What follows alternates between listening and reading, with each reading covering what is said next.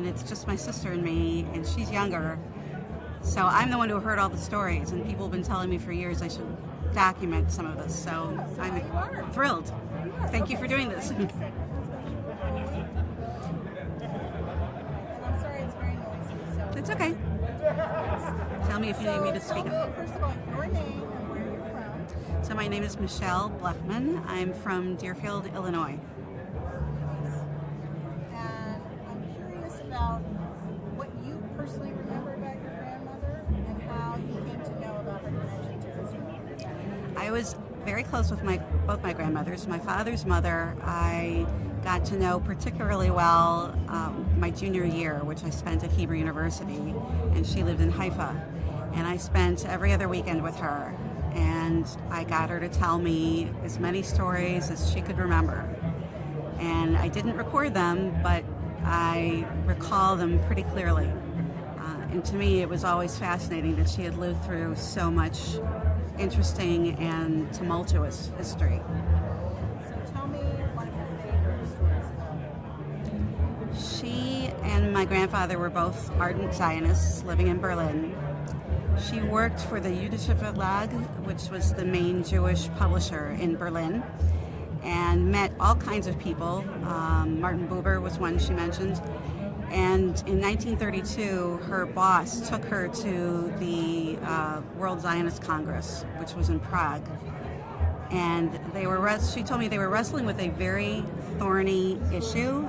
I don't recall what it was, but she said at the end, when it was resolved, she saw Zev Jabotinsky jump on a table and start dancing. So that was kind of a fun story. She and my grandfather were actually introduced by Sigmund Freud, or by his niece, and she eventually met Sigmund Freud. The other story that's one of my favorites that really speaks to her character is how they came to leave Germany. My father was 2 years old, and he was in, I guess, a baby buggy. She was taking him out for a walk. And the year was 1933. She had two little girls with her, the daughters of a cousin. And they went out for a walk, and she decided to run a couple of errands. So she turned to go into a shop, and there was a brown shirt standing in front of it. And he said, "Madam, you can't go in there. This is a Jewish-owned shop." She said, "I know, and I am a Jew." And she pushed right past him and went in. Come to find out many years later that would have been April 1st, 1933, the day of the general strike against Jewish businesses.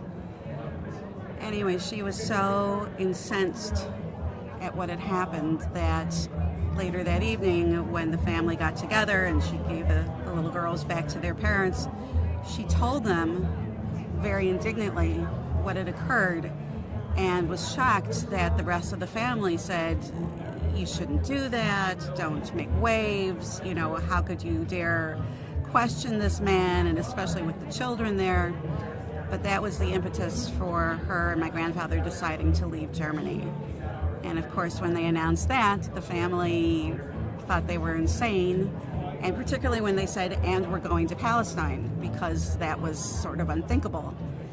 We can trace my grandfather's family in Germany back to the 1600s. So this sounded utterly ludicrous to them. But she and my grandfather and my father left in October and arrived in Palestine on October 14th, 1933, and stayed in Haifa. So what was going on with your grandmother around the time of the founding? So About that involvement? pretty much from when they arrived, I mean, she was obviously a very activist, passionate person, and she immediately got involved in helping resettle German-speaking immigrants who arrived in Palestine, and finding them, places to live and occupations, because obviously in a very much of an underdeveloped country, they wouldn't be able to necessarily do what they had done, back in cities in Germany and Austria. And once the British determined that they were not going to allow any more Jews in, that's when she became part of the AIPAC. And she said, she told me how they at first were able to fool the British when they heard that there was a ship approaching of refugees. They would send out messengers to all the people they could in Haifa. As the boat landed, she said people would be there, in the middle of the night to greet the incoming refugees, and then they'd immediately switch clothes and documentation. So when the British arrived, they had no idea who was legitimately there and who had just arrived. Eventually the British caught on, but for a while it worked. But she said at one point the British arrested her and threw her in jail in Atlit. She said she would carry papers stuffed in her brassiere. She was fearless. I'm curious about, any other stories that you might have told about sort of the early days of the state. And, yes. It certainly wasn't like, sort of got this idea like pre-48, 48, like lights switch on. Right. Everything, the roads are running and everything's all, it wasn't quite that smooth of a transition. Well, the story I was thinking of actually is pre-48. But that's fine. Tell that first. So you're familiar with the sinking of the Patria. She actually watched it sink. So, as you know, the Haganah had sent some frogmen into Haifa Bay to plant mines to disable the ship so that it could not be sent by the British back to Germany. And unfortunately, they miscalculated the amount of explosive they needed, and the ship exploded. She said she was working in her office with the other AIPAC people, and they heard the explosion. They ran to the windows and just watched helplessly as the ship went down. That was obviously etched in her memory. As far as when the state was founded, Can she tell you stories about that, how she felt, and hearing Ben-Gurion speak, and those sorts of things? she didn't tell me a lot about that particular moment in time, but in hindsight, and again, this is when she was already, 80, she said she thought it was a mistake to declare statehood at that time because they knew that the military would come rushing in from 5 other countries, and they'd have to fight for their lives. But here's the best story I saved for you, and it's from the beginning of the war. So my father was drafted along with other juniors in high school. He was just 11 days shy of his 17th birthday when the state was declared. But Ben-Gurion was so short-handed, he needed all of the able-bodied people he could get. And my father had trained along with his friends, and I have some great pictures from that too. But the assurance was given to the parents of these teenagers that they would not be involved in any actual combat. So they would be kept behind the lines in support positions. And my father was assigned to as a communications officer and was stationed up north in one of the forts.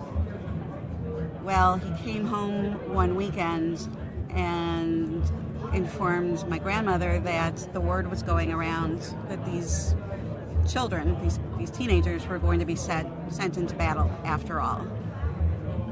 And my grandmother's response was, "Oh, no, you're not." And she said she picked up the phone, so I guess I had a phone by that point, and she started calling the parents of other kids from his class, many of whom she didn't know, and they assembled a meeting, and they decided they were going to send a representative to Ben-Gurion and threaten him with bad publicity if he did this, that he was sending children into battle. And obviously, at this very tenuous time in the state's existence, it was highly dependent on, currying public favor from other governments and from, world organizations. And so they sent a representative. It wasn't my grandmother, and Ben-Gurion backed down and assured them that their children would not have to be in battle.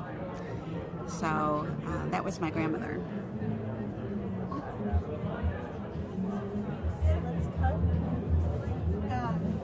Settled like decades later, and she'd remember who they were and where she'd send them. Yeah.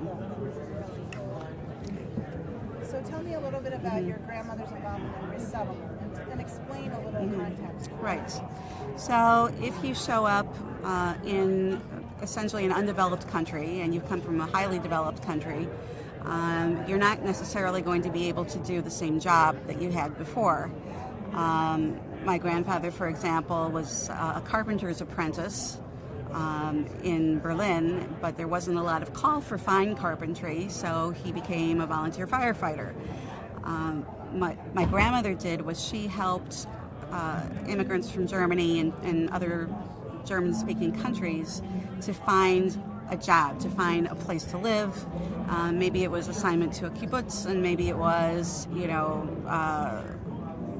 moving into some offices in one of the cities. She said for people like professionals, medical people, that was a pretty easy thing to do because they were certainly needed in their professions. But she said for some people, there was not necessarily a call for what they had done back in Germany or Austria. So she said the most difficult person she ever resettled, the most challenging one, had been a circus bareback rider, which, as you can imagine, there wasn't a lot of need for in Palestine at that time. But decades later, 40, 50 years later, she could walk down the streets and see people and stop them and say, I remember you. You're so-and-so, and you came from this place in Germany, and I sent you to that kibbutz. And she would remember people like that.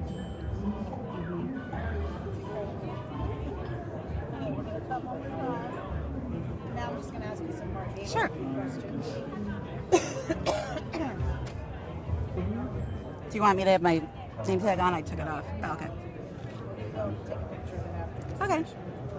So, how many policy conferences have you been to? So tell me your name, where you're from, and what policy conferences this is. My name is Michelle Blechman. I'm from Deerfield, Illinois. This is my second policy conference. My first one was in 2012. And tell me, what's your impression? I'm very favorably impressed. I feel like the conference, even though it's considerably larger than the last time I was here, is still extremely well run, well organized, and I think the tone is much friendlier. It felt more partisan last time, and now I feel that there's truly an air of cooperation and collegiality, and this idea that we're all on the same side when it comes to Israel. Tell me, what is something that you've learned here that surprised you, or something that you just feel really like is important to bring home with you back? I heard Yossi Klein Halevi speak on Friday night, and he talked about how many Israelis have moved to the center, people who were left of center. And certainly I was raised in a household that was very strongly affiliated with labor Zionism. And so to hear his conversation about that and why that is was extremely helpful and enlightening for me. What about sort of the feeling, the sense of community? You mentioned sort of collegiality. Can you tell me a little bit more about that? I think the general air, both in the general sessions and in the breakouts, is first of all, there seem to be a lot more topics that are trying to bridge the partisan gap to create more inclusiveness. And second, I think the reactions that I see around me of other delegates is more, a bit more muted, a bit more respectful. I think there was a lot of respect on both sides, or all sides, of the discussions and the recognition that we are all trying to accomplish essentially the same thing. Good. Thank you. Sure. And let's just hold your badge up. Mm-hmm. Okay. Wake up from